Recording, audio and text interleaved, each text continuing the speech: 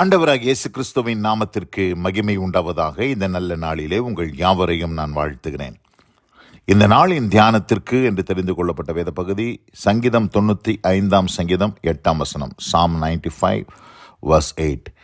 இன்று அவருடைய சத்தத்தை கேட்பீர்களாகில், வனாந்தரத்திலே கோபம் மூட்டின போதும் சோதனை நாளிலும் நடந்தது போல உங்கள் இருதயத்தை கடினப்படுத்தாதேங்கள். ஆமென். பிரியமானவர்களே, நான் வாசிக்க கேட்டதான இந்த வார்த்தைகளிலே இங்கே தேவனாகிய கர்த்தர் என்ன சொல்லுகிறார் என்று சொன்னால், நம்முடைய இருதயத்தை கடினப்படுத்தக்கூடாது. இன்றைக்கு அநேகருடைய இருதயங்கள் கடினப்பட்டு போயிருக்கிறது. இருதய கடினம் என்று சொன்னால் என்ன அதனுடைய விளைவு என்று பார்க்கும்போது, தேவனுடைய சத்தத்தை நம்மால் கேட்க முடியாது. எப்போ தேவனுடைய சத்தம் கேட்கப்படாமல் ஒரு மனிதன் காணப்படுகிறானோ, அவன் எதனால் அப்படி அவனுடைய வாழ்க்கையில் தேவ சத்தம் கேட்கப்படலை அப்படின்னா, அவனுடைய இருதயம் கடினமாயிருச்சு. மென்மையான இருதயமாக இல்லை, டெண்டர் ஹார்ட் இல்லை. அந்த இருதயம் கல்லான இருதயமாக மாறினதுனால தான் தேவனுடைய வார்த்தைக்கு சென்சிட்டிவாக இல்லை அந்த இருதயம். அதனால தான் இங்கே சொல்கிறாரு, இன்று அவருடைய சத்தத்தை கேட்பீர்களாகில். பிரியமானவர்களே, இந்த நல்ல நாளிலும் நம்ம கேட்கிற இந்த வார்த்தைகள் உங்கள் வாழ்க்கையில் இன்று அவருடைய சத்தத்தை நீங்கள் கேட்கணும். நீங்கள் வாட்ஸ்அப்பில் செய்தி கேட்கலாம், நீங்கள் டெலிவிஷனில் செய்திகளை கேட்கலாம். ஆனால் ஆண்டவர் உங்களோட பேசுகிறாரா? இன்று, டுடே. நேற்று பேசினார், போன வருஷம் பேசினார், 10 வருஷத்துக்கு முன்னாடி ஆண்டவர் என்கிட்ட பேசினார், அதெல்லாம் கணக்கு இல்லை. இல்லைன்னா நிறைய பேர் சொல்லுவாங்க, நாளைக்கு ஆண்டவர் என்கிட்ட பேசுவார், அதுக்கு நான் ஆயத்தமாயிருவேன். அப்படிலாம் சொல்லக்கூடாது. ஆண்டவர் என்ன கேட்குறாருன்னா, இன்று, டுடே, இன்று அவருடைய சத்தத்தை நீங்கள் கேட்டீங்களா? அதுதான் கேள்வி. பிரியமானவர்களே, ஆண்டவர் அவருடைய சத்தத்தை நாம் கேட்க வேண்டும் என்று விரும்புகிறார். ஏன் அப்படி சொல்கிறாரு அப்படின்னு பார்க்கும்போது, இதே இந்த சங்கீதத்தில் 7ஆம் வசனத்தை பார்ப்போம். 8ஆம் வசனத்துக்கு முன்னாடி இருக்கிற இந்த 7ஆம் வசனத்தை பார்ப்போம். என்ன சொல்கிறாரு பாருங்க. யாரை பார்த்து இன்று என் சத்தத்தை நீங்கள் கேட்கணும்னு சொல்கிறாருன்னா, அவர் நம்முடைய தேவன், நாம் அவர் மேய்ச்சலின் ஜனங்களும் அவர் கைக்குள்ளான ஆடுகளும் ஆமே.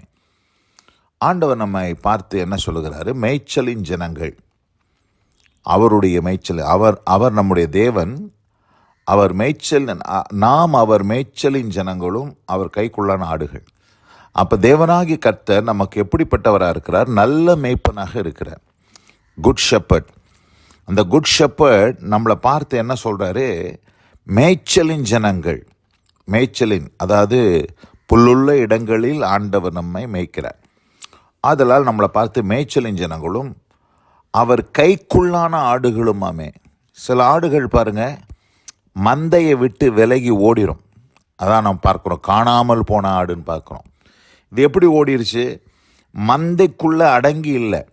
மந்தைக்குள்ளே அடங்கி இல்லாமல் தேவனுடைய அந்த மேய்ப்பனுடைய அந்த அடக்கத்துக்குள்ளே இருந்து வெளியில் ஓடிப்போன கள்ள ஆடுகள். இந்த ஆடுகளை குறித்து இங்கே ஆண்டவர் சொல்கிறாரு, என் ஜனங்கள் எப்படி இருப்பாங்கன்னா, என் கைக்குள்ளான ஆடுகள்னு சொல்கிறாரு. அவருடைய கைக்கு அடங்கின ஆடுங்க. அவருடைய கைக்குள்ளாக நம்ம அடங்கி இருக்கணும். அப்படி இருக்கும்போது ஆண்டவர் சொல்கிறாரு, நீங்கள் என்னுடைய மேய்ச்சலின் ஜனங்களும் என் கைக்குள்ளான ஆடுகளுமாய் இருந்தீர்கள், ஆனால் இன்று என் சத்தத்தை நீங்கள் கேட்பீர்கள் என்று சொல்லுகிறார். பிரியமானவர்களே, இந்த அருமையான இந்த நல்ல நாளில் கூட ஆடுகள் மேய்ப்பனின் சத்தத்திற்கு செவி கொடுக்கும் என்பதை நாம் அறிந்திருக்கிறோம். வாசிக்கலாம். யோவான் சுவிசேஷம் 10ஆம் அதிகாரம் 3ஆம் வசனத்தை வாசிக்கிறேன். John chapter 10 verse 3. வாசலை காக்கிறவன் அவனுக்கு திறக்கிறான், ஆடுகளும் அவன் சத்தத்துக்கு செவி கொடுக்கிறது. பார்த்தீங்களா என்ன சொல்கிறாருங்க? மெய்ப்பன், உண்மையான மெய்ப்பன், நல்ல மெய்ப்பன், குட் ஷெப்பர்ட்.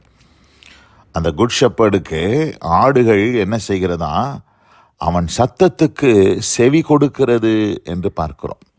பிரியமானவர்களே, இந்த அருமையான இந்த நல்ல நாளில் கூட நீங்கள் உங்கள் வாழ்க்கையில் தேவனுடைய சத்தத்தை கேட்காம நீங்கள் எதுவுமே செய்யக்கூடாது. ஒவ்வொரு நாளும் you must listen to God.